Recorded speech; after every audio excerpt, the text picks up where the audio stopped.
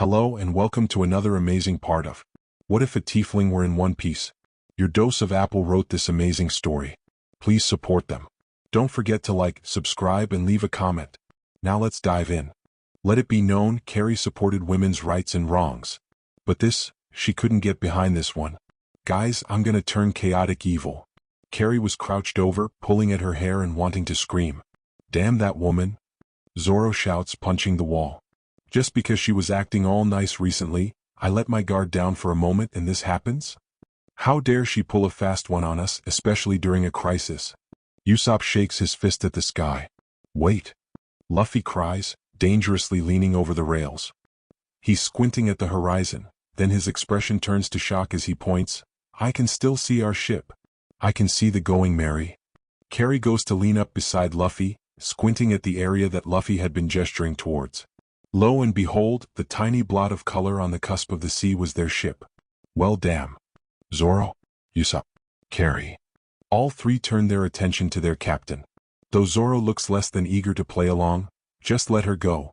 No good will come of chasing after that thief. Usopp sputters, but she took our ship. That ship's important. I want her to be our navigator, no matter what. Luffy declares, expression melting into something more serious. It seemed that his seriousness made Zoro falter as he slouched in on himself and mumbled a belligerent, fine. He grabbed Carrie's arm and began dragging her towards the small dinghy that Johnny and Yasaku had mentioned still having. Why did we agree on taking up such an idiotic captain? It was that or the stake. Carrie points out. Zoro looks miserable. Damn. They're about 2 steps from getting into the small dinghy that the 2 bounty hunters were hurriedly throwing themselves into the dinghy to join the trio, when Carrie grounds to a halt. Wait. The group stares at her.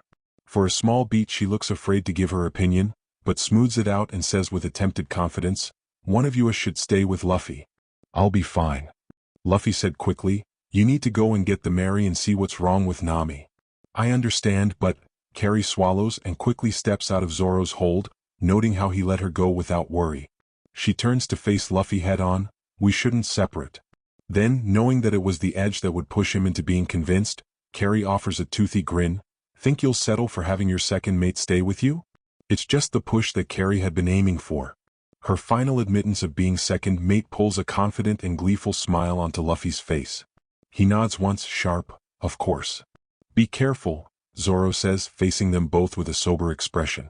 The situation is getting a little crazy. We'll be fine. It's him.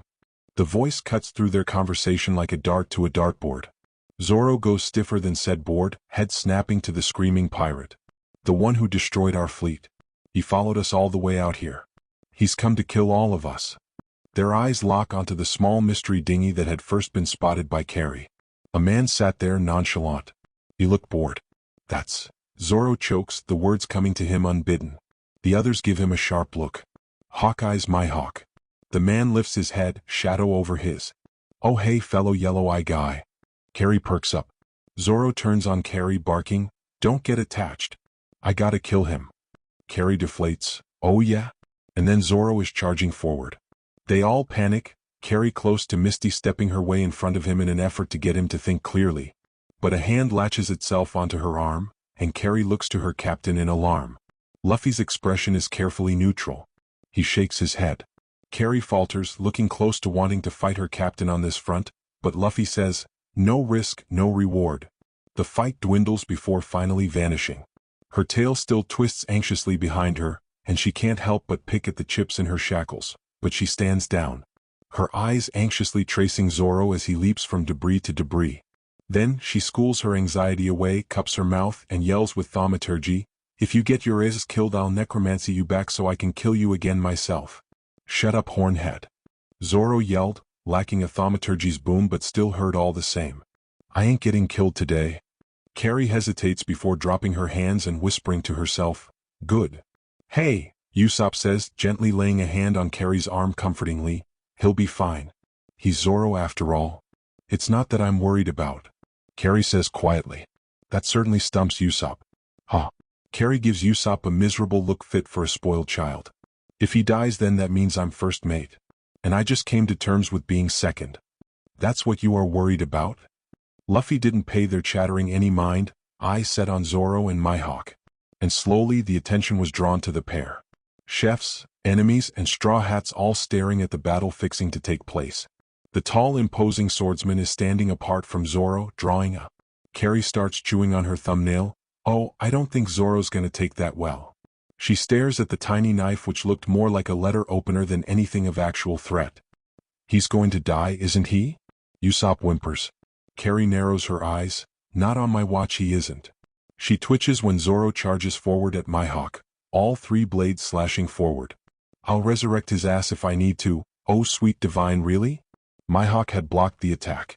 He'd blocked the attack with the world's tiniest dagger. Mihawk pushes him away. Gritting her teeth, Carrie's tail continued to twist in anxiety.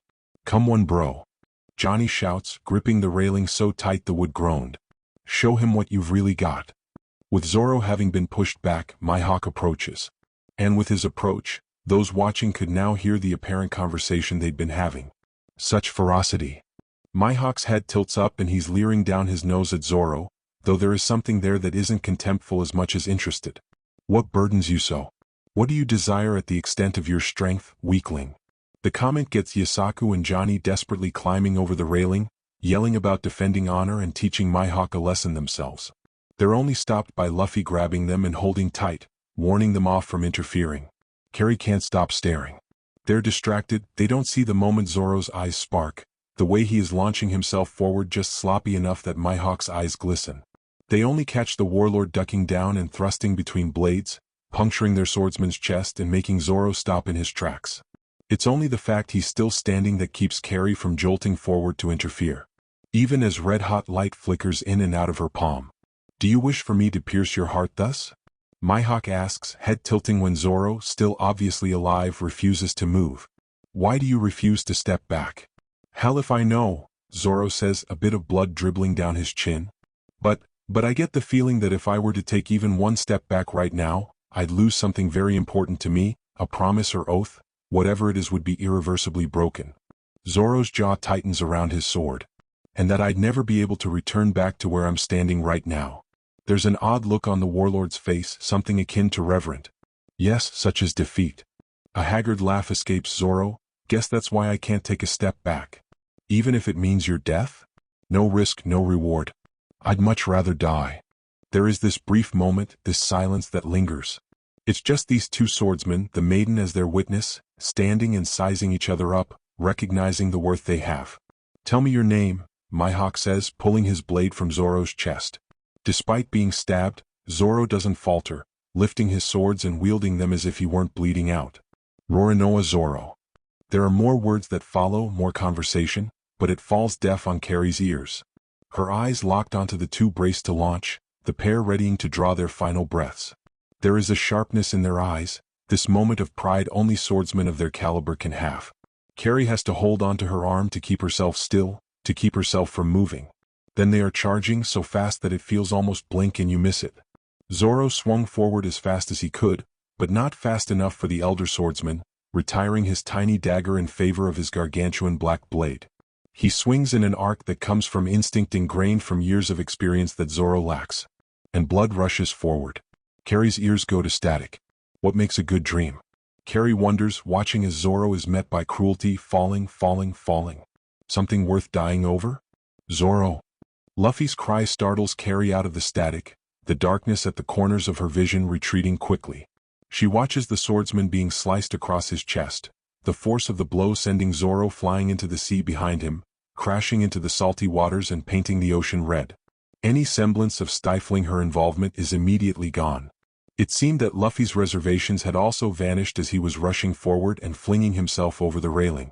Carrie follows promptly, eyeing a bit of driftwood close enough for her to hop onto and putting her just close enough to this other man's deck that she dashes the final stretch. She has to give credit where credit is due. The imposing swordsman doesn't even react to their abrupt appearance before him. He just slides his attention to her with eerie focus. And Carrie rushes that final stretch without thinking, blocking his path from Zoro, assuring he couldn't get closer. Noxious green sparks into her palms as she hunches over and glares with every ounce of protective instinct she can muster. Mihawk cocks his head to the side, eyes observing the tiefling in frightening curiosity. Though after a few beats his attention narrows, hand tightening over his still-drawn blade, Another fool rushes in? Carrie's body went tense as he bared her teeth in a silent snarl. She would not be another death today, no sir. But any semblance of fight is gone as Mihawk sheathes his blade, turning just enough that a flying Luffy goes crashing into the deck. His eyes track Luffy and do a quick dart to Carrie again. His lips thin and he seems this odd mix of disappointed and amused. The comrades, I assume? You assume right. Carrie hisses, eyes still narrowed in warning. The man doesn't seem the least bit intimidated, just giving her a cursory look. His eye trailed down to her palm for a moment, observing the bright nauseous colors swirling in eager anticipation. His lips thin.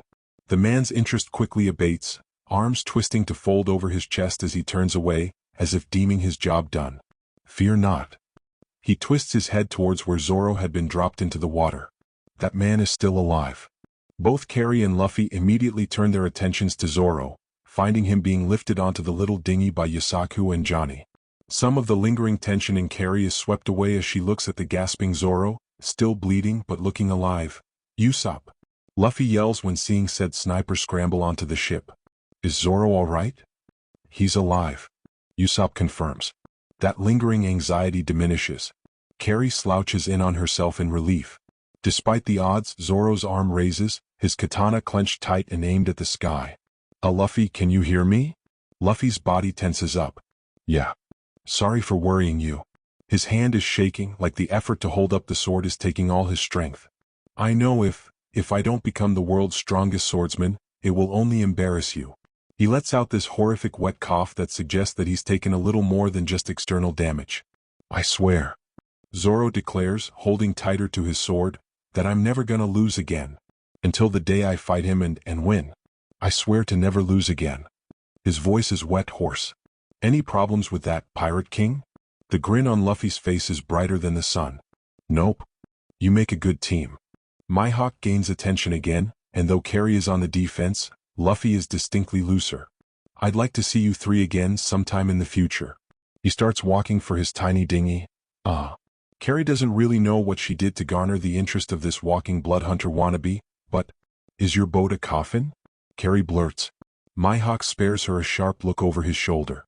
Carrie quickly raises her hands, spell dismissed. Sorry, ignore me. Mihawk rolls his eyes away, grumbling about a red-haired bastard and annoying wild cards.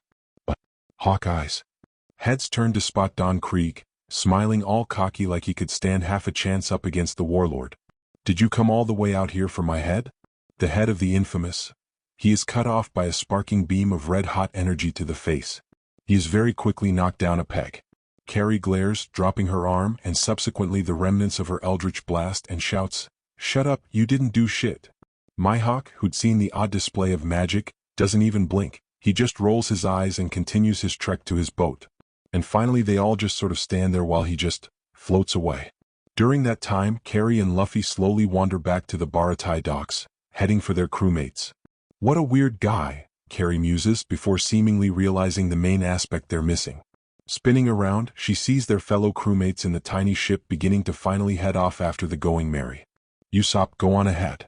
Luffy calls right as Carrie jogs to slide up beside him. Yusaku and Johnny are hurriedly trying to patch up a now officially conked-out Zoro, and Usopp is stirring the ship out to catch the incoming breeze. Zoro and I'll bring back Nami. So you two make sure to get us a cook. Usopp yells back, once we have 6 people on our crew, let's head to the Grand Line. Yeah.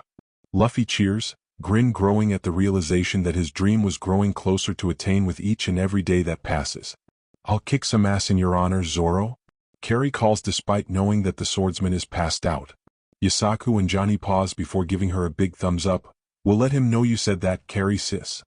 Not to break up the touching moment, both Luffy and Carrie turn their heads and find Sanji taking a drag on his cigarette, but the damn pests are finally coming. Despite himself, a big excited smile curled onto Luffy's lips. Hey old man, he starts, if I chase them away from you, will you let me off the hook? Zeph rolls his eyes. Yeah sure, whatever. I did not appreciate that. Don Krieg shouts across the wreckage of his ship, rubbing at the burn mark on his face. Carrie has a big grin on and shares a low high five with her captain. You're dying first. I'd love to see him try. Carrie snorts, watching the enemy captain conversing with his crew. While he does that, she spares a look at her own captain. How do you want to go about this, Cap? I call the big guy. Luffy grinned, pointing at the shouting Don Krieg. Yeah, that tracks. Carrie muses, vaguely noting the chefs scrambling behind them, calling about getting battle preparations and hauling up the fins, whatever that could possibly mean. It is only when one chef calls about tying down the pantry stock that Carrie has an abrupt and horrific realization. Shit. Both Sanji and Luffy look at her in alarm. What? Carrie gives them a panicked expression. She swallows, I'm out of tarts. Luffy treats this as if it were a major crisis worth all the panic in the world.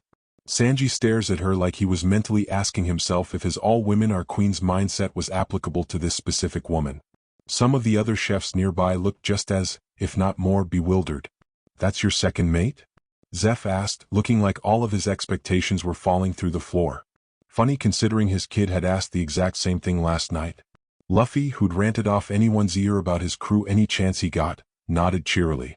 Then he turned to Carrie and said, There's probably some spare food inside? Then his eyes sparkled.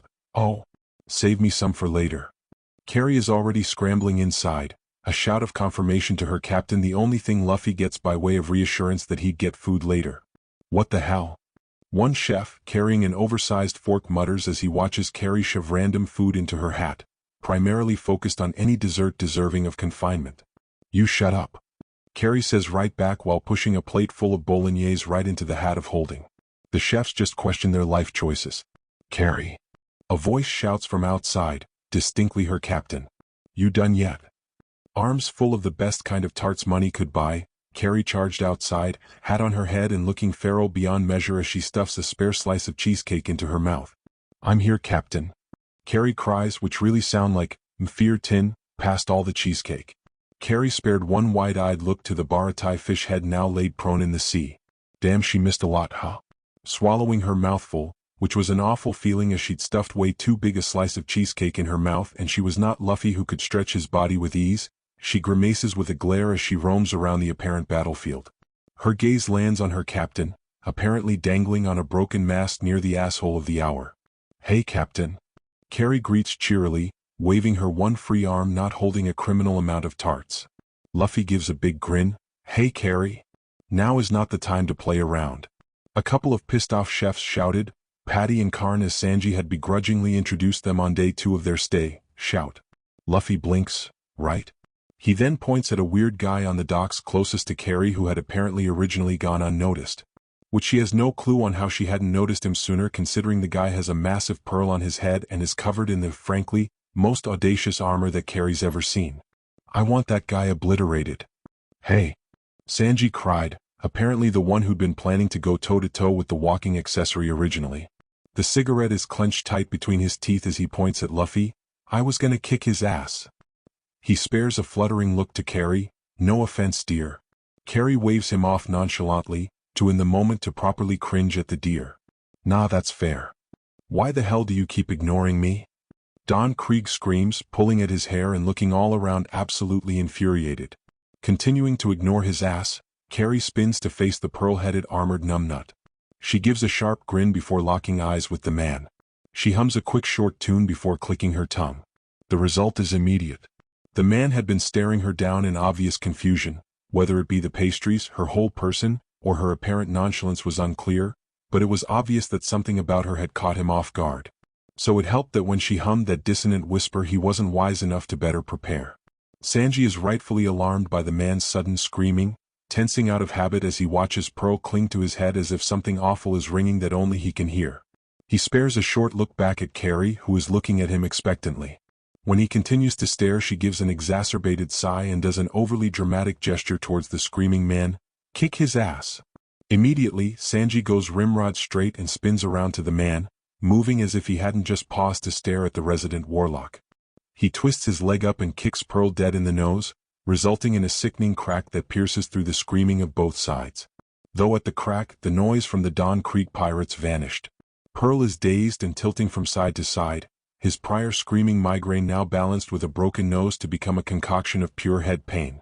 Then, the cherry on top of their very odd cake, Luffy, who'd apparently been flung by none other than Don Krieg, comes sailing in and rams into the back of Pearl's head, sending the man flying forward and slamming his face directly into the deck. There is an accompanying groan from both sides as they watch the giant collapse to the ground, knocked down for the count. Well, that was underwhelming. Sanji hums, a bit of smoke escaping from his lips after inhaling on his cigarette. He cranes his head around to face Carrie, who was on her. Well, he wasn't sure number, but he was betting past at least third tart. What did you do to him? I gave him a psychic migraine. Carrie shrugs, jumping down to the level they were on and wobbling as she slowly gets her sea legs back. She stuffs her cherry-filled pastry into her mouth while continuing, "You kicking his nose in and Luffy giving him a concussion were the cherries on top of the cake. Oh hey cake." Luffy reached out without care, snatching up one of the tarts that Carrie was carrying. He ignored her indignant yell and was quick to stuff his face. Oi! Sanji barked, nowhere near paying attention to the Don Krieg pirates' conundrum, and subsequently dropping the revelation that Carrie can cause people psychic migraines. Don't go around stealing Carrie's desserts. He spins to Carrie, giving her an apologetic look. I'm sorry dear, I'll see about whipping up something nice for you after all of this. Carrie waves him off. You're good, I stuffed my hat full of stuff for Luffy later, and if he knows what's good for him, he won't steal any more unless he doesn't want it. She is glaring at Luffy while she says it all. Luffy, suitably cowed, looked apologetic. Right, sorry Carrie? The glare immediately vanishes as she shrugs and takes another tart to munch on. The incoming shadow over them gives them all pause. They all look up and are gobsmacked at the morning star that is coming down on them fast. Carrie grows tense out of habit, eyes blowing wide, and nearly all of her pastries fall out of her arms. Though her impending death is subsequently saved by a pair of quick arms that swing her around, duck her to a chest, and is quickly being rolled out of the way of the massive morning star. Getting an eyeful of black fabric, Carrie cranes her head back awkwardly to get a glance of surprise at her apparent savior. Her expression goes flat at the love-struck smirk on the blonde's face, and frankly she should have figured as much. No worries darling. Sanji preens, no harm shall come to you while I have anything to, Sanji is silenced by the pastry being shoved into his mouth. Giving an apologetic but in reality no way near apologetic smile, Carrie pats the romantic's cheek. Appreciate it bud, but now's really not the time for putting on the romantics. Or so she assumes. And by the poor cook's devastated but accepting looks, she assumed right. Are you guys done? Both Sanji and Carrie snap their heads to the side where they see a bored Luffy picking his nose and scratching his stomach. The morning star is nowhere in sight, and in fact on the other side of where it had been thrown from, right by an enraged Don Krieg who was so red in the face he may as well be one of the tomatoes in the Baraty's kitchen. Quit ignoring me. Don Krieg shouts like a petulant toddler. Ugh. Carrie groans, I have had enough of this guy. She ducks one hand beneath her hat and tugs out a feather. She frowns when noting her distinct lack of tarts, and eyes the half-eaten one still in Sanji's mouth.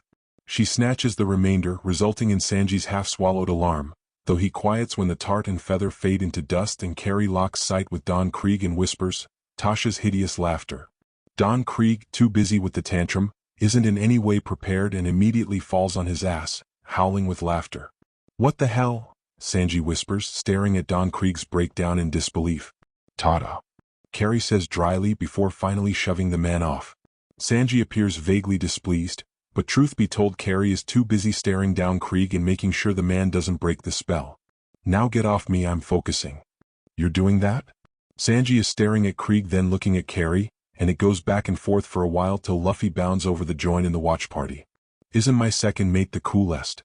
Luffy is grinning so brightly that Carrie almost breaks concentration with how blinding it is. She's a wizard. Warlock. A warlock wizard. Sanji awes and Carrie doesn't bother correcting because she'd do it later when it wasn't crucial that they were fighting for their lives.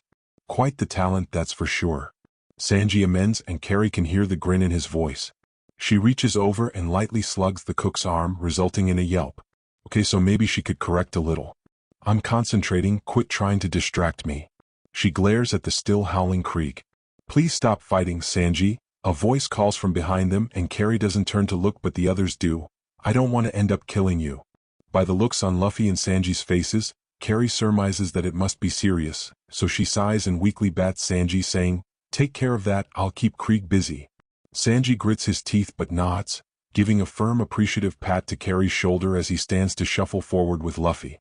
Carrie, while she was at it, stood to her full height, sparking an eldritch blast in her palm as she sets her aim on the howling Krieg.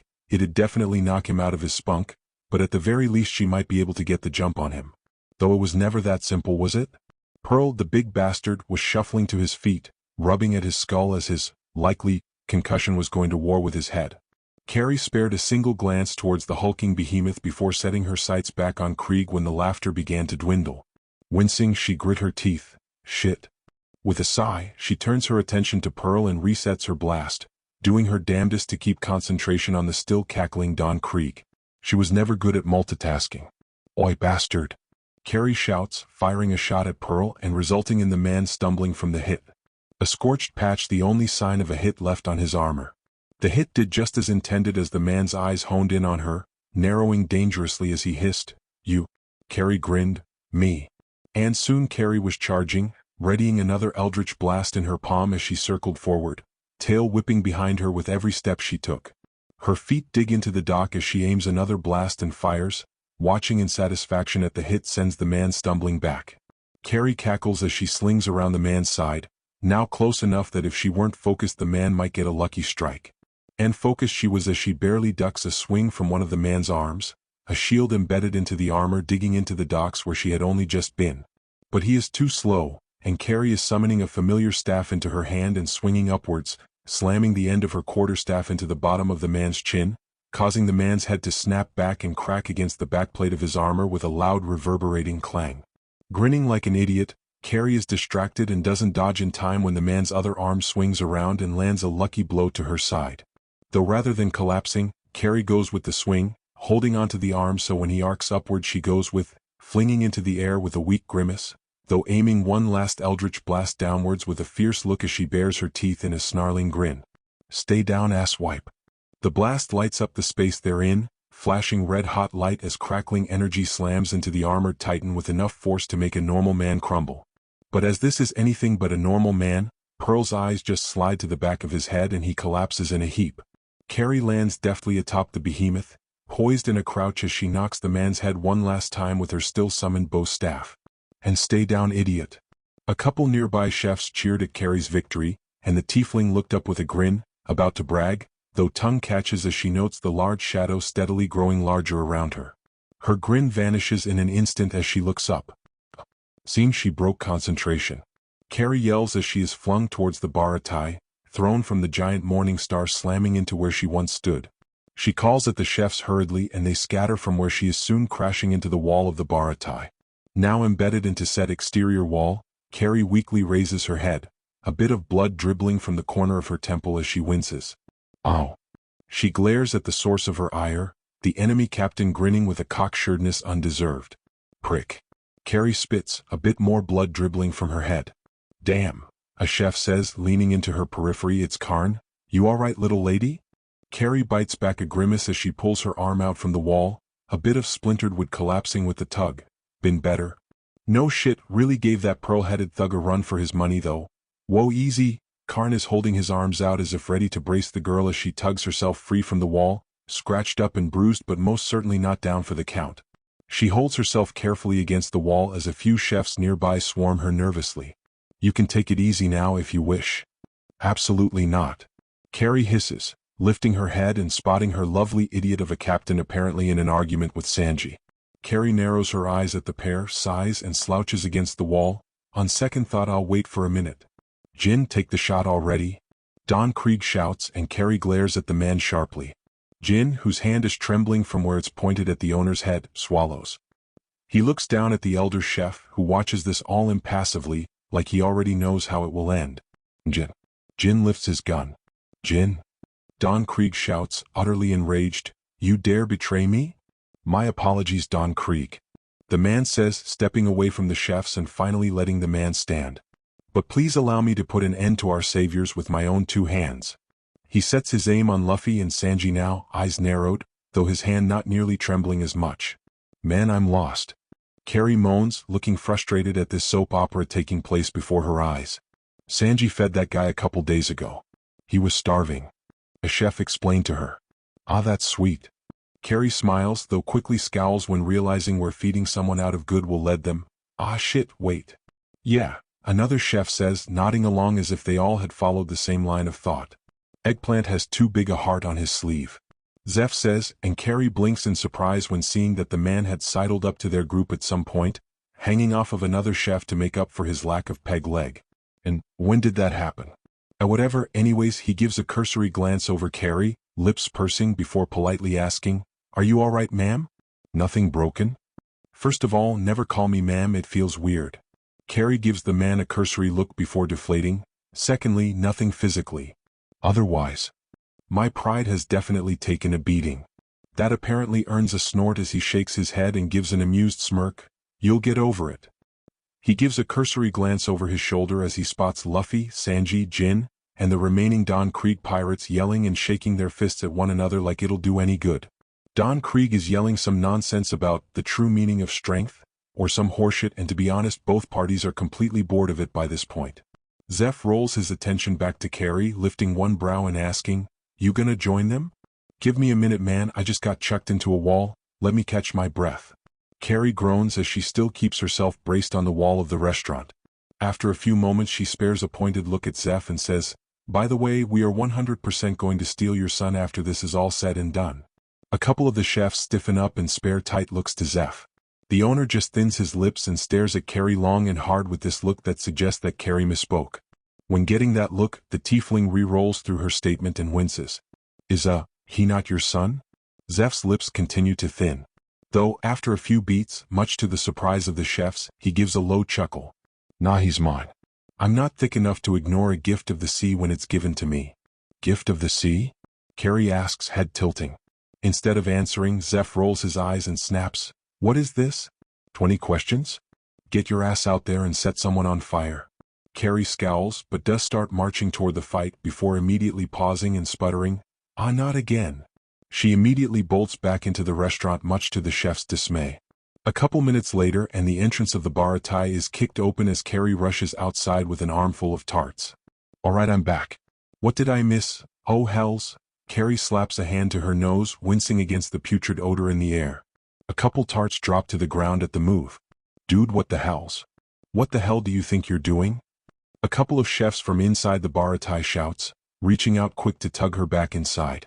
Carrie takes a deep breath of the fresh air and only vaguely smells the remaining putrid scent in the air. Clinging on to what limited tarts she had, an actual grand total of none, go figure, Carrie looks at the chefs in confusion, asking wildly, "Going to help my captain, was that not obvious? Did you seriously not?"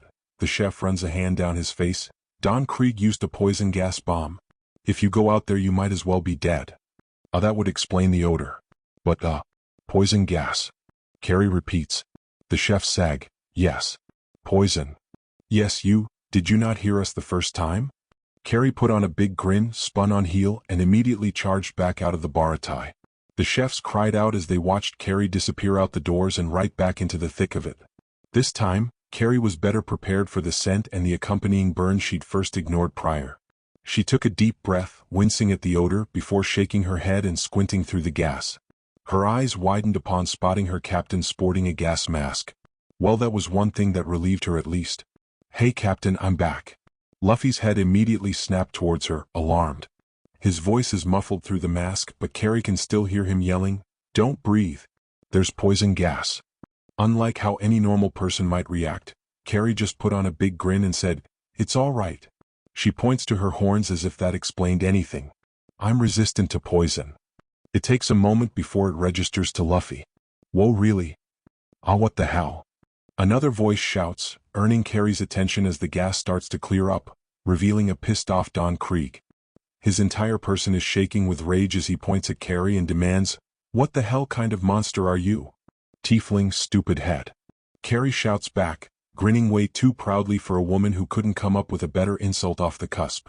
There was a gasp that pierced through the fog of silence. "Jin!" Luffy shouted, earning Carrie's attention quickly. Her captain looked alarmed. "Where's your mask?" Jin, the idiot, had opted to put his gas mask on Sanji over himself. There was blood spewing down his mouth and nose, and he is making this awful wheezing, choking noise that makes it seem like his lungs are about to collapse. By the time the breeze has picked up, carrying the toxic fumes with it, the man chokes on air, blood pouring from his lips as he tilts over and collapses to the deck. Sanji only barely reaches up in time to catch Jin from knocking his head in, cradling the man as if he hadn't been attacking them minutes prior. Carrie is stumbling forward without thinking, still carefully cradling what limited pastries she'd snatched up. She kneels at Sanji's side, giving a cursory looks over Jin while she absently dumps her armful of tarts into her hat. Her knowledge on medicine was limited at best, But even she knew that Jin wouldn't survive to the next day without an antidote. "Patty," Sanji calls, head craning around to glare at the pair of familiar chefs who'd stepped out from the restaurant. "Don't you have some antidote?" "That's just for food poisoning." "Doesn't matter. Bring it over now." Sanji is gritting his teeth, looking beyond frustrated at this point. "Put the mask on him," Zeph shouts, stumbling out of the baratai alongside the other chefs brave enough to peek out. It must contain at least a bit of an antidote of some sort. That is not how gas masks work, but both Sanji and Carrie hurry to do just that while both Karn and Patty started running for them, likely to take Jin off their hands and get him somewhere safe. "Don't you dare die, Jin," Luffy murmured, still glaring daggers into Don Krieg. "Don't you dare let yourself be killed by a guy like him." Then he spares a sharp look back, locking eyes with Carrie. He says, "Carrie?" It's an order of one word that speaks so many more. Carrie is standing without thinking, quickly sliding up to her captain's side, arms crossed and eyes shadowed. Sanji grabs weakly at Luffy's hand with a plea to wait, but Luffy shakes him off quickly. Carrie spares the chef a confident smile, and Sanji seems to falter at that carefree gesture. "We aren't gonna die," Luffy says to Sanji, not even looking at the chef. Then he breaks into a full tilt sprint, charging forward over the collapsed mast without a second of hesitation. Carrie, likewise, moves without thinking, quickly taking aim while Don Krieg was distracted by her captain. Her fingers stretch as familiar red fill the empty space, locking onto her target with deliberate ease and slamming into Krieg in the next instant. The shock of the hit is so hard that it actually makes him stumble. And as expected, her captain takes the open opportunity with quick deftness. He ducks and slides and charges with all of the power he can, sliding forward, arm flinging back to build momentum. Before he is rocketing forward and knocking the enemy captain so hard in the jaw that Don Krieg nearly backflips as he is slammed into the deck with an echoing clang of his armor. Carrie grins, pumping her fist in the air as she cheerily calls, "Hells yeah, Captain!" Those watching cheered as they watched the straw-hatted boy standing tall across from the down form of Krieg. "Is he always this reckless?" Sanji asks weakly, still sitting on the dock, but looking genuinely impressed by the display of power. Carrie scratches her cheek, contemplative. "I've known him for a little less than a week and I don't think I've once seen him think before acting." She folds her arms with a shrug. "Hasn't failed him yet though, so I guess there is some method to the madness." "You've known him for less than a week?" Sanji is gaping at Carrie now. "Yep." Carrie smiles. She moves as if she is going to say more, but her tongue catches when she notes Don Krieg moving. He's moving to get a quick blow at Luffy. And Carrie moves without thinking, her hand raising without a beat of hesitation as she stares down Don Krieg and snaps. The result is immediate. Don Krieg, whose arm had been up to slam into the captain, twitches to a stop as his whole body tenses up. He grabs at his hair as a mind spike is driven into his skull, and spares enough of a break for Luffy to spin back around and go for the attack. While the gesture might be seen as noble, there is a certain factor that Carrie failed to acknowledge.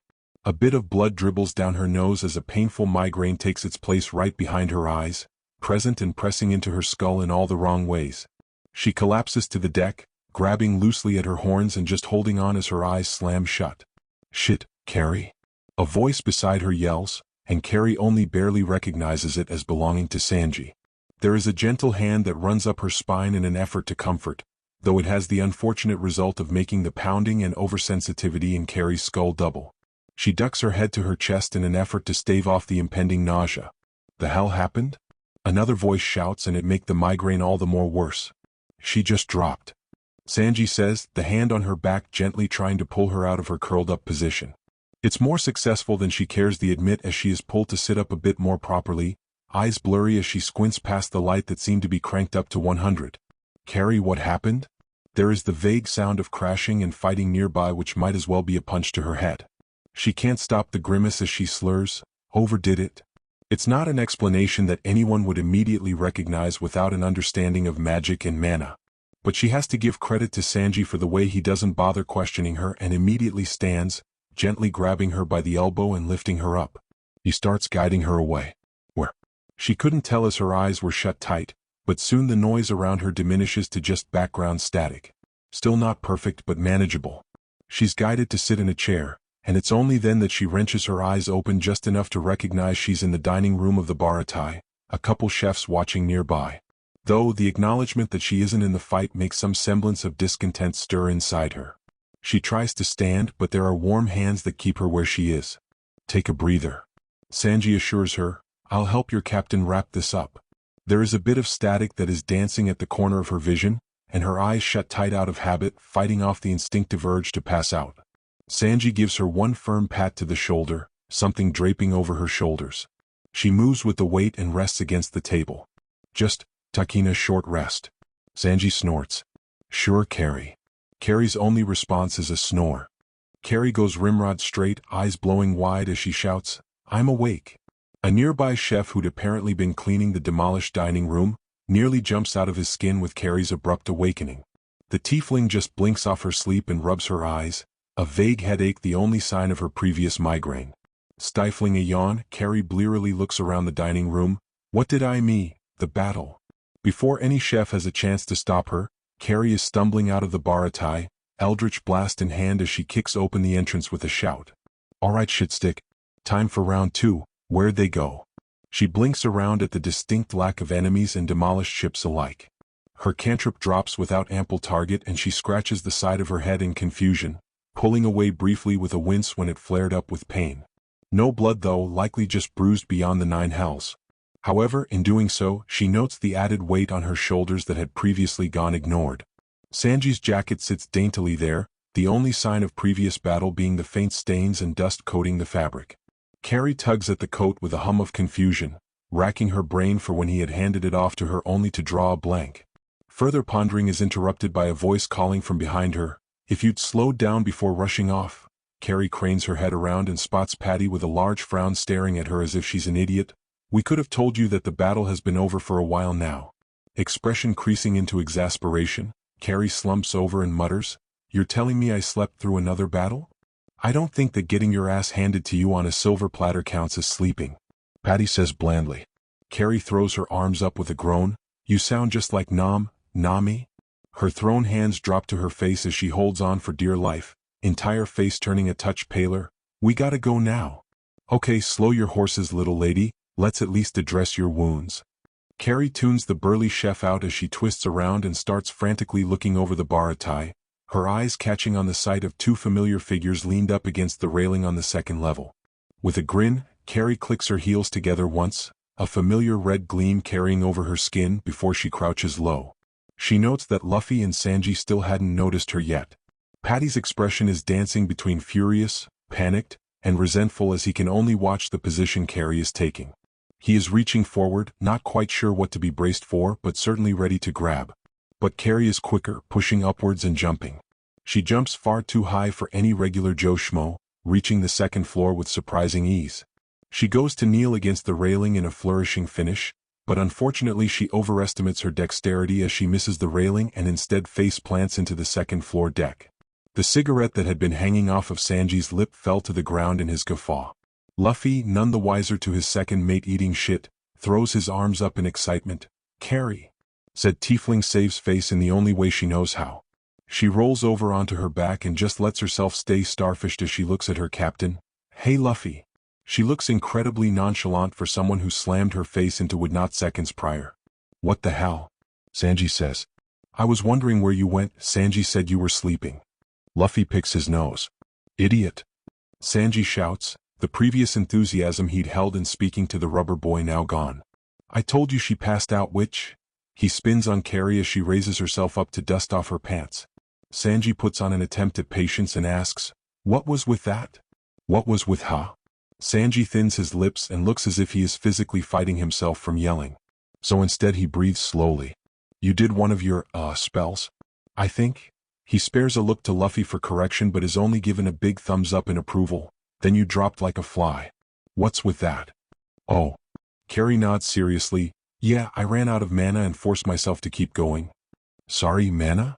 Sanji asks, squinting at Carrie in confusion. But the frustration is gone at least. Carrie is close to actually divulging into the topic before her mind scrambles back and she remembers just why she'd flung herself up here in the first place. It's not important. She spins to Luffy, grabbing her captain by the shoulders and shaking him back and forth. We gotta go to meet up with the others and get Nami back. Right? Luffy shouts back, though he lifts one hand up in a gesture to pause. After we eat. What do you, And after someone patches you up. Sanji says pointedly, grabbing Carrie's shoulder and spinning her around. He winces at some of the little cuts and nicks she'd gained throughout the fight. Did none of those morons treat your wounds? Idiots. Carrie blinks dumbly. While Luffy rushed down to try and see what the food situation looks like, Carrie was held up with Sanji, who was overly insistent about seeing to her wounds. She held out her arm while he wrapped a few bandages around one of the larger cuts she'd received when being slammed into the wall of the baratai. She lazily watches Sanji address the wound as she sighs. Sanji decides to try and break the reverie with some light conversation. You mentioned mana? Sanji starts, earning Carrie's focus. He is careful as he moves on to the next wound. Is that a magic thing? They definitely go hand in hand. Carrie nods, bracing her arm on a nearby table to rest her head on as she watches Sanji continue to work. It's like, I guess you can call it a power source. It's what fuels magic. Any spell or ability I have has to use mana in order to work. So when you mentioned you ran out? Carrie sighs, yeah, it happens. She rolls her free hand in a so on and so forth gesture. I can really only do 2 heavy-hitting spells before I'm sat on my ass. But you did way more than 2. Sanji points out, slowing his rapping to give her a curious look. She waves her hand dismissively. The eldritch blasts you kept seeing were cantrips. They're like, freebies? Second nature, while the other stuff requires more. Like the feather and the pastry? Sanji asks. Carrie looks close to asking what he meant by that before recalling that Sanji had been in the front row seats for her use of Tasha's hideous laughter. So she gives him an A-OK sign as approval. Yeah, like that. Takes more energy to pull off that sort of stuff. Also, it was a tart. Sanji looks to want to ask something else but pauses to give her a weird look. A tart is a pastry. Carrie laughs. Sure it is. Sanji has fully stopped wrapping her arm to give her a look that can best be surmised as wondering how Carrie could wield magic beyond normal mortal means, in their plane at least, and not know that a tart does in fact classify as a pastry. I'm literally a chef. I think I know what classifies as a pastry. Ah, but you're not a baker now, are you? Funny. Sanji's wearing the same look on his face that Nami got when Carrie told her about the world being flat. Which, to be fair, were a lot of looks, but somehow Sanji is managing to combine them all at the moment. You ran out of mana? Sanji says by way of changing the topic. Apparently having abandoned the attempt to try and make it seem more natural a transition. Opting to just not acknowledge their conversation altogether. Yes. Carrie rhetorically confirms. So what was up with that last spell? Sanji asks. I know you said you can give people psychic migraines, but I'm assuming you avoid doing that to yourself. Oh yeah. Carrie confirms. I'd never use Mind Spike on myself. I may be dumb, but I'm not stupid. Again, Sanji's face spasms like he wants to make a comment but barely refrains. She continues despite his judgment. I tend to just tap out after I use my 2 spells. But with everything that was happening, I sort of forgot and just used another. And it made you have a migraine? Sanji asks in confusion. For lack of better explanation, yeah. Carrie watches as Sanji finally begins to wrap her arm again. Use any more than what I got in the tank and it'll start taking from another source. Sanji slows his wrapping but doesn't outright stop. His eyes, having gone back to the task at hand, roll right back up to Carrie. Like what? Carrie shrugs while scratching her nose. Like life force. Now, to any mage and or average magic user, this was all but common knowledge. Magic without a pool of fuel can still exist, though it will drain you for all that it is worth. It's never fun and it's certainly never pleasant. But it was a possibility. Magic drawn in such circumstances tended to be used as last-ditch efforts in battle of dire circumstances or accidents akin to Carrie's scenario. There were a fair share of stories of mages drawing their last breaths in an effort to protect at all costs, even at the cost of themselves. To Carrie, this was a normal fact. It was known to avoid, and if an accident happens, then an accident happens. Overuse of the ability would certainly lead to problems. But one accidental overuse was nothing by comparison to war mages' stories. Right? Your spell started killing you?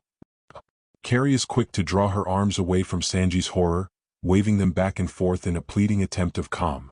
No. I didn't do it nearly enough to cause any lasting damage. But you can?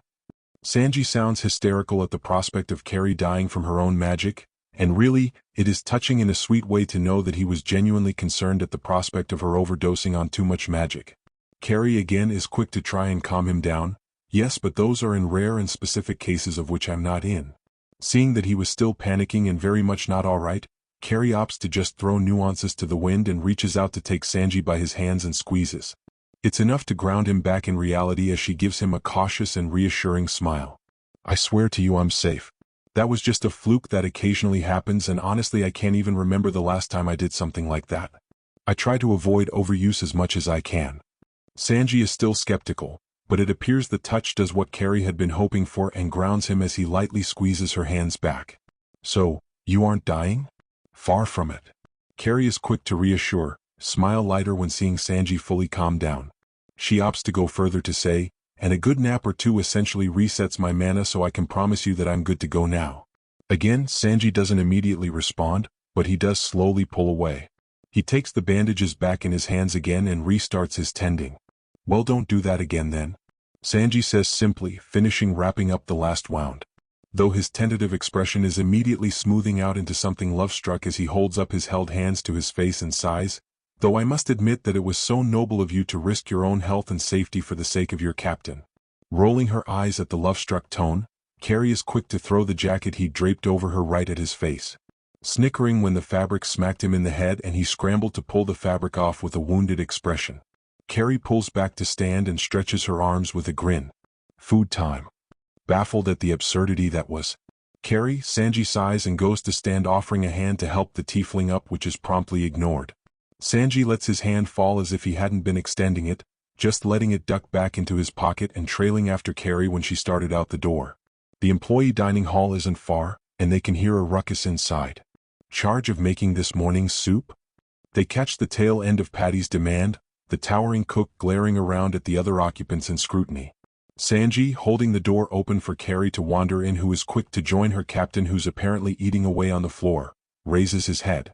A bright smile comes to his lips as he trails in after Carrie, the door swinging shut behind him. Oh, that'd be me. Pretty good, right? I made it. A dish shatters. All occupants shoot to the source in alarm, seeing the remains of a bowl and soup splayed on the floor. How the hell am I supposed to eat this crap? What is this, pig feed? Sanji's expression goes tight with rage. Luffy and Carrie spare each other an alarmed look, unsure at what to do. They were the outsiders here. Does proper human food not suit you, you damn ingrate? Sanji seethes, opening and closing his fist to stave off his urge to throttle the elder cook. This is shit of the highest quality. Patty laughs cruelly, makes me want to puke. Did you put actual shit in this or what? Again, Sanji opens and closes his hand, looking 10 steps away from murder. I'm perfectly confident in my soup. Maybe it's your damn tongue that. Whatever insult he could hope to say is cut off by every chef in the room howling in disgust, dropping their plates and meals with moans and groans. Carrie and Luffy both jolt in alarm, moving back when a few crashing plates get a little too close for comfort. Sanji has this look of panic and horror in his eyes that is quickly being masked with unadulterated fury. What the hell do you think you're all doing? Sanji cries.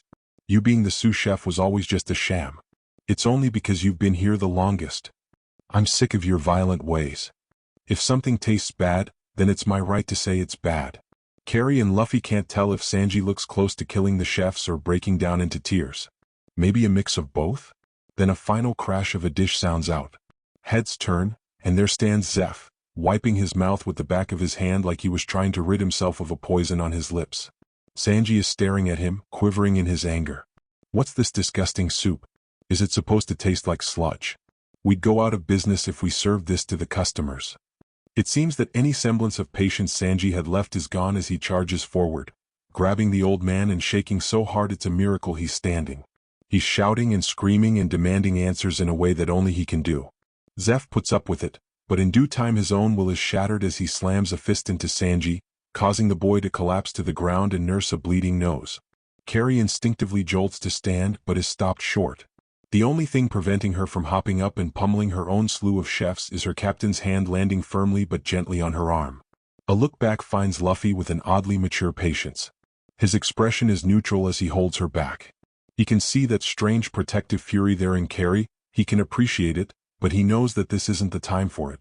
It's with a haggard allowance that Carrie folds back on herself and lets her captain win the battle. Not that she had much of a chance anyhow. A door slams, Carrie and Luffy are looking back to the ruckus, finding their ideal chef absent. While Luffy doesn't think twice about getting more food, Carrie can't help but stare at the chefs. She watches them almost collapse in on themselves, falling into their seats and some even holding their heads. A few grab the bowls of soup they'd sat down, spat venom towards, and continued eating it as if their words hadn't just been filled with vitriol. The tiefling watches it all in ragged attention. "This soup's amazing." Luffy cries from where he'd gotten his own bowl of the delicacy. He's rushing back to Carrie with another bowl as he has this big grin on his face. "You've got to try some, Carrie." When the bowl is thrust into her surprised hands, a chef nearby finds the silence suffocating enough and decides to break it. "Yeah, we know." It's enough to make a few other voices pitch in with their praise, some admitting their guilt at the act they just put on. Carrie's tail slithers behind her, ducking close to her legs as she thinks over the admittance. Her head is struggling to puzzle piece together a problem she doesn't have all the knowledge for. "If we didn't do that, the idiot would never listen to us." Zeph admits slowly, head bowed and this odd not quite ashamed look on his face, but certainly something near it. "Kit, would you mind taking the eggplant with you to the Grand Line?" It's his dream. Something unfurls in Carrie, a soft smile coming to her face. She breathes and speaks, "Of course we don't wanna." The room explodes into swearing.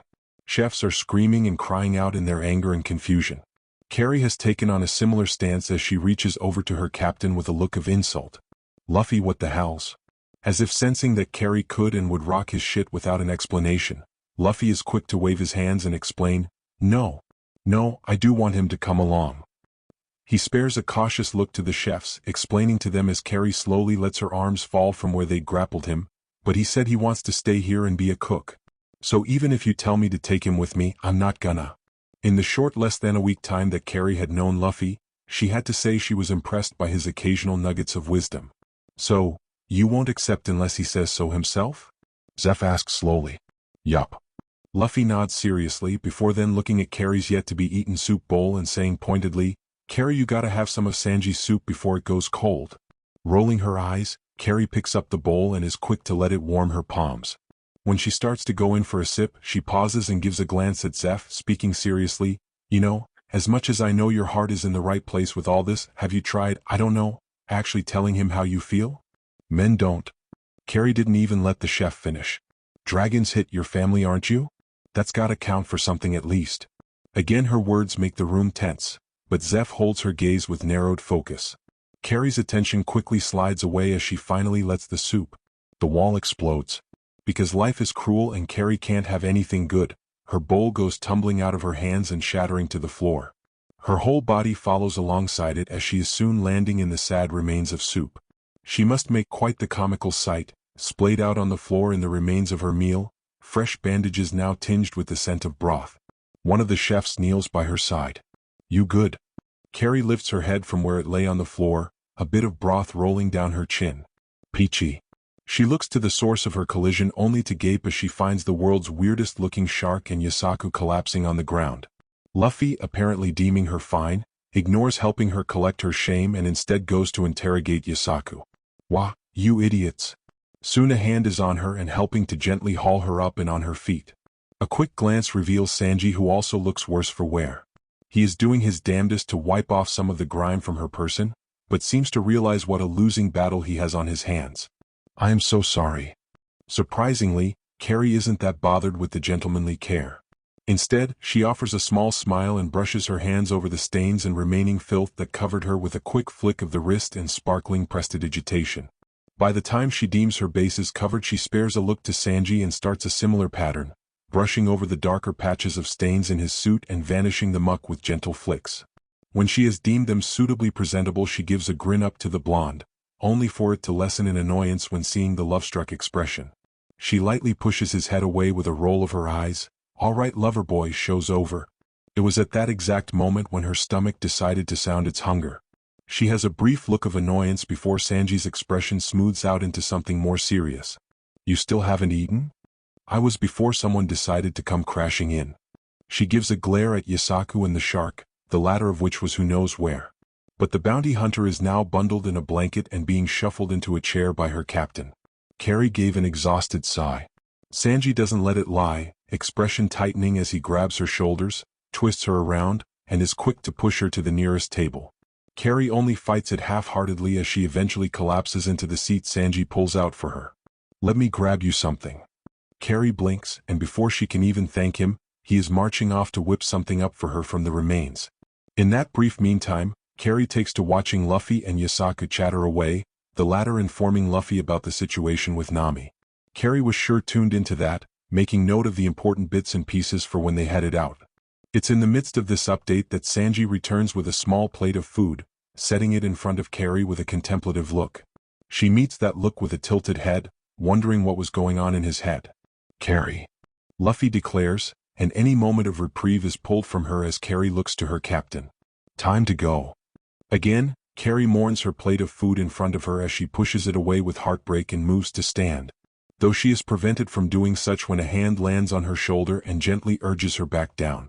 A quick glance reveals Sanji, expression still carefully blank. Wait. Sanji says slowly. He takes a deep breath, like it is a physical chose to reveal his next thought. I'll go too. Take me with you. The silence that accompanies the admittance is deafening. Carrie glances at the cook in surprise, her hunger momentarily brushed aside. The man doesn't meet any one person's attention for a time. Instead he seems to gather himself before he finally brings himself to meet Luffy's gaze head-on.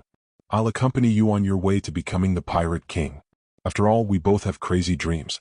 So I'll tag along to fulfill mine. He pushes his head up a little more, holding his head high in confidence. I'll be the cook for your ship. What do you say? Luffy throws his hands into the sky with a cheer. Sounds great. About damn time. Carrie mutters. About a half hour later, Carrie is busy aiding Luffy in hauling their food on board Sanji's ship. Their new chef offers the little boat up to meet up with the others in the meantime. Very noble on his part. They make a few trips with the chef occasionally filling them in on this and that about their new cook that only Care could explain. Though it's when Carrie is busy assuring the 15th chef that yes, she knows to force the numbskull to take breaks that she is abruptly pulled aside by a rough hand. She blinks up at the gruff but meaningful owner. Zeph bearing down at her with a narrowed, conflicted look. They stand in the silence for a little longer than what might be deemed as acceptable, and it makes Carrie squirm. Yes. Rolling his eyes, the old chef folds his arms and finally starts with what he wants to say. If the brat is bothering you, let him know. Well, she had not expected for anyone to pick up on her squirming, aside from her crewmates of course. Carrie is quick to dart her gaze away with thin lips. Noted. I'm serious. Zeph presses. If his Romeo act is getting to you, let him know and he'll cut the shit quick. He may be a romantic at heart, but I raised him well enough to know not to make a lady uncomfortable. Thinned lips turn a little more downwards. Carrie narrows her eyes at nothing in particular, just glaring. I'll keep that in mind. While appearing closed off, Zeph opts to study the girl. He takes in her fidgeting, her glare at the floor like it had done something personal to her.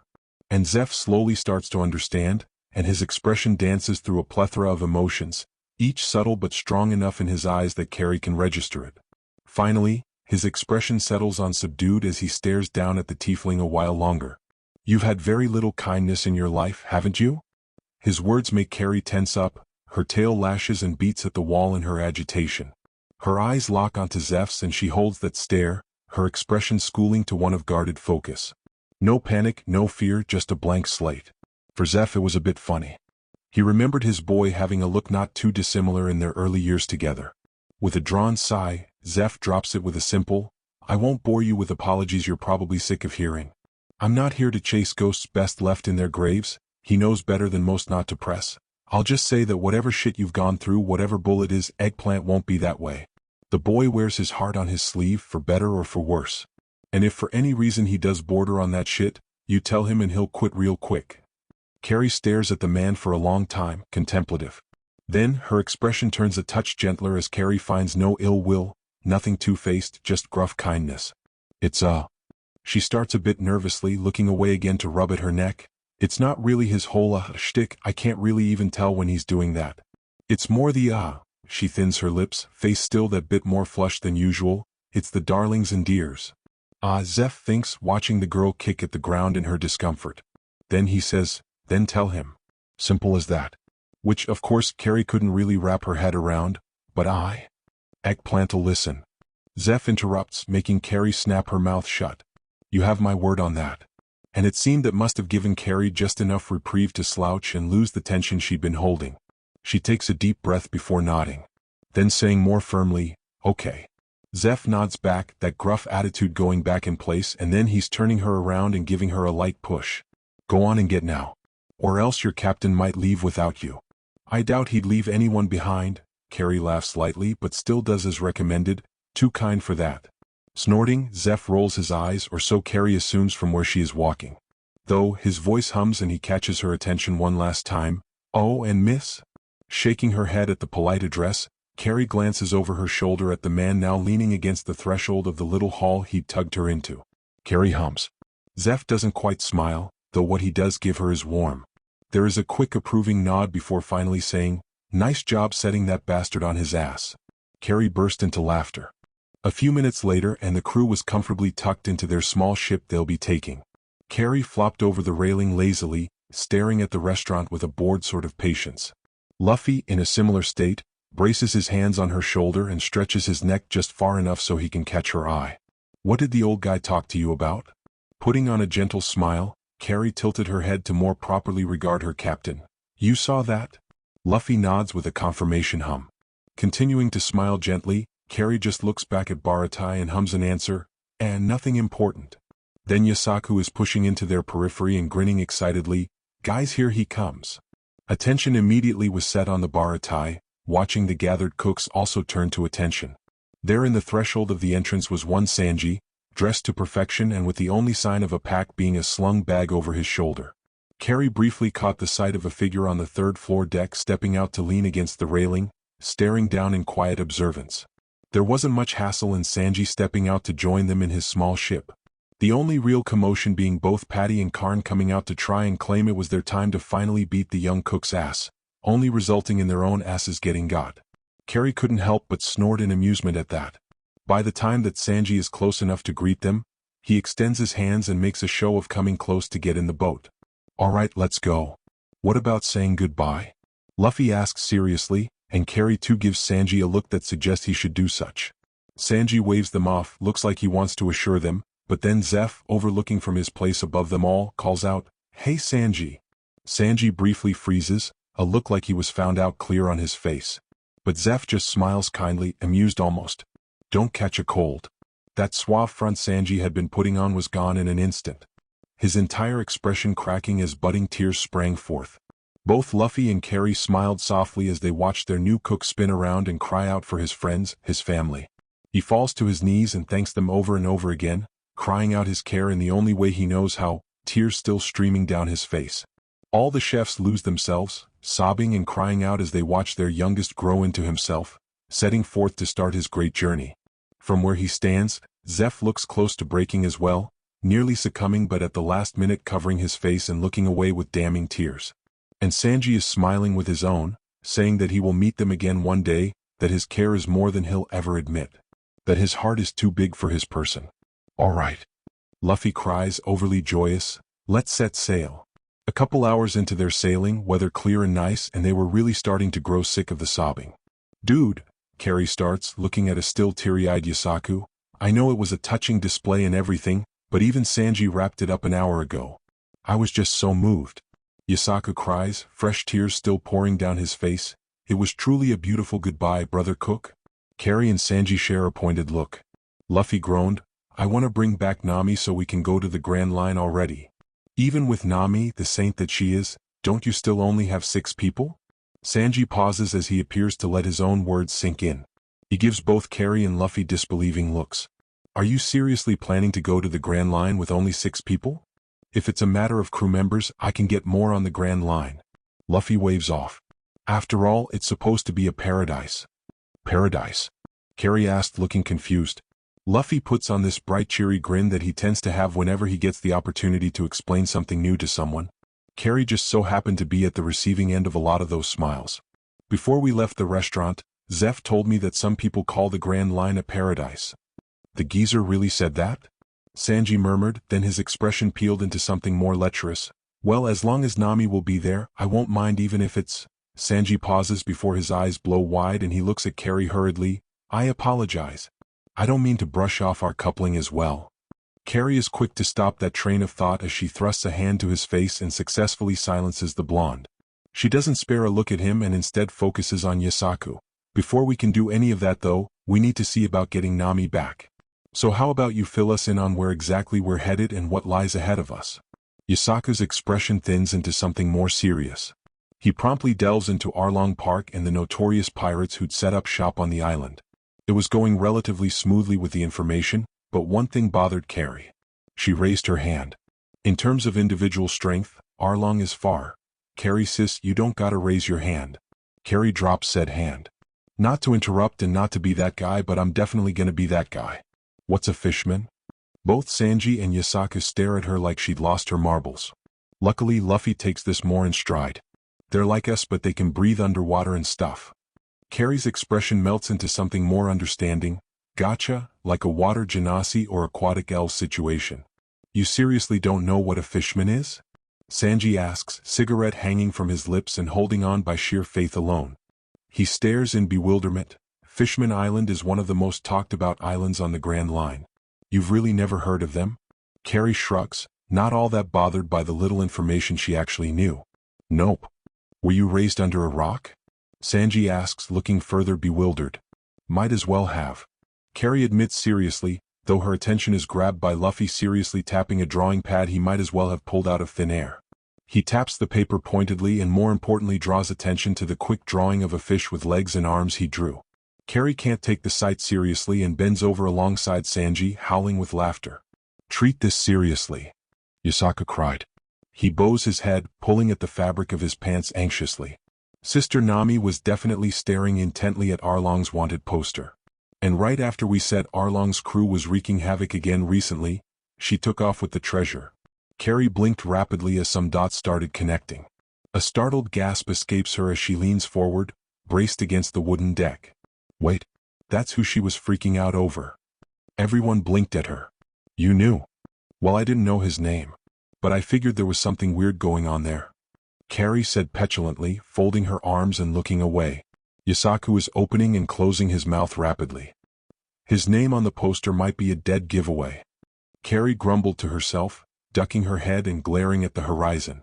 Sanji and Luffy both give her strange looks, but Luffy is quicker to move on. Well, it doesn't matter. He pounds his fists together. We'll beat him up if it means we get Nami back. Well said.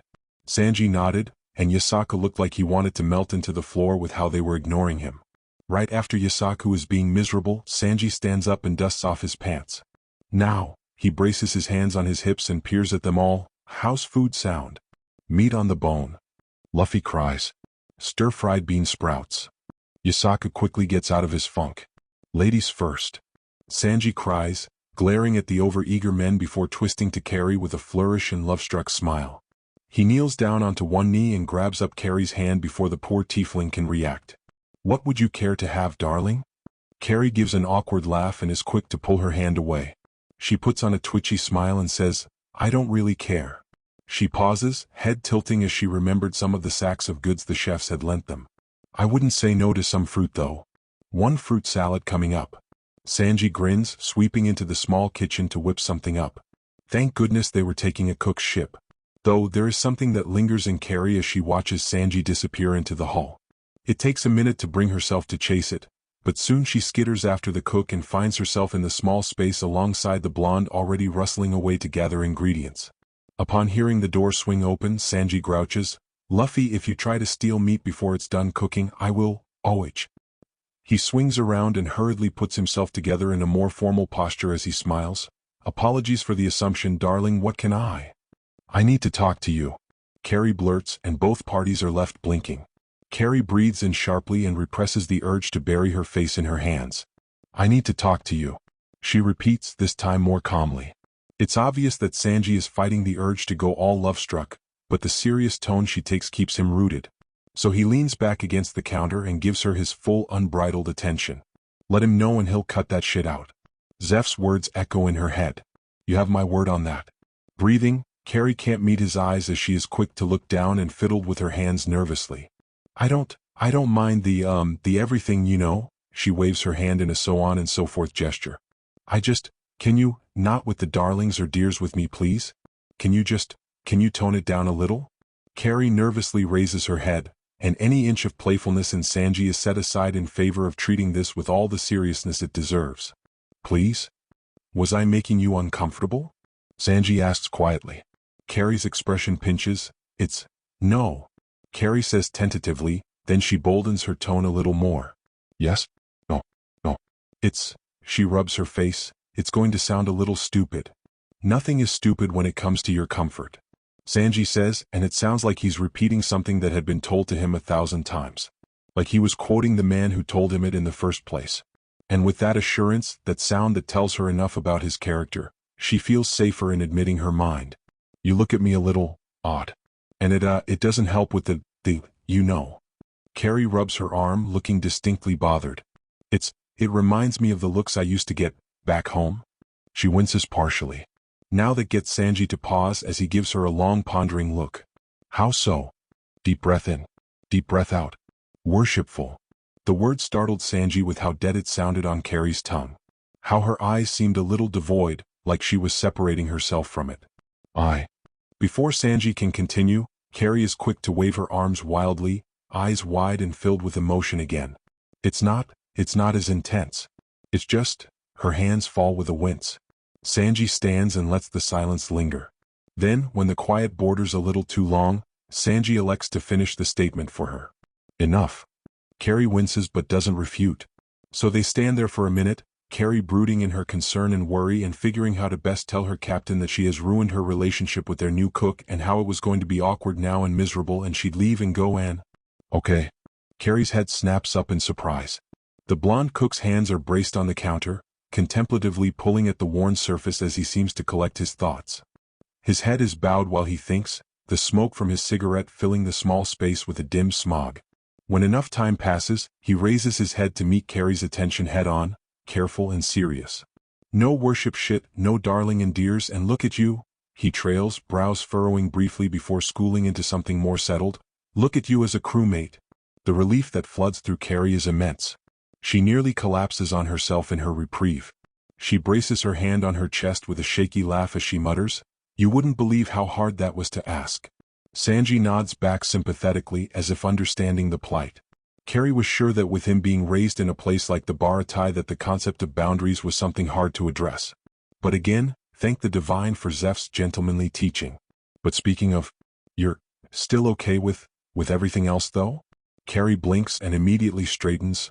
Oh, yeah of course. I don't mind the other stuff, can't really tell when you're doing said stuff unless someone else tells me, but like, I'm not going to ask you to change your whole worldview just for me. It's Sanji's turn to look relieved. He nearly deflates in on himself as he sighs in relief. Oh, thank goodness. He takes an anxious inhale on his cigarette and immediately feels his own nerves vanish. When he pulls the cancer stick away from his lips, he smiles at Carrie and says, "Well, thank you for informing me of that, now feel free to wait outside while I whip up your meal." Blinking, Carrie blurts before she can stop herself, "Need help?" Sanji seems to pause, giving her a curious look, before his expression lights up into something light. This results in a bland look from Carrie as she gestures at the kitchen. Cooking? She puts on this cocky smirk and thrusts a thumb to her chest, grinning like an undeserved idiot. Not to brag, but I can use a kitchen knife. The blonde's face spasms, like he's fighting off the urge to coo but instead puts it behind a mask of amusement. Carrie feels something lift in her that feels distinctly like fondness. So Sanji just snorts and backs up to gesture her over. "Oh yeah? Wanna show me those kitchen knife skills of yours?" Carrie rolls up her metaphorical sleeves and marches forward with all the grace of someone who has no idea what she's doing. Sanji just shakes his head in fond exasperation. "I'll have you chop the fruit for your fruit salad," Sanji says, taking the fruit of mention and laying them out on the cutting board. "I'll handle the majority of everything else." He gives her a playful look. "Can't have you stealing my new job, I just got it." Snorting, Carrie rolls up to the cutting board, taking the knife that Sanji hands her. It weighs differently than the usual knives that she wielded. It felt gentler. Wouldn't dream of it. And that's it for today. I hope you enjoyed. Support the writer. Don't forget to like, sub, share and donate for more videos.